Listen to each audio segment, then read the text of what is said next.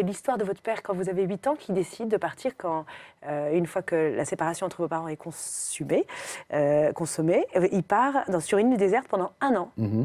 Très loin. Et il parle à la radio, racontant ses Robinsonades à la radio. Et vous êtes un petit garçon qui écoutait à la radio.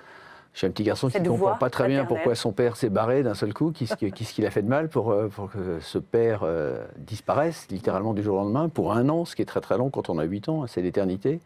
Et en même temps, un petit garçon qui se rend compte qu'il a un papa pas tout à fait comme les autres.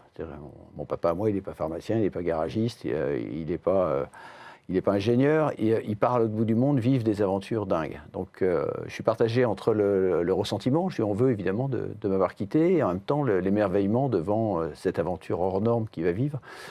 La particularité étant que tous les soirs, on l'entend à la radio. Donc tous les soirs, je l'entends de l'autre bout du monde qui raconte sa journée, à quel point c'est difficile, les conditions de survie impossibles, etc. Et donc j'ai ce père différent, quoi. Voilà. Après, j'ai jamais compris pourquoi il était parti. Parce qu'il n'a jamais réussi à me l'expliquer. Il était avare de commentaires et très, très, très bouclé, comme la plupart des grands explorateurs et des grands aventuriers. Une fois rentré à la maison, c'est motus.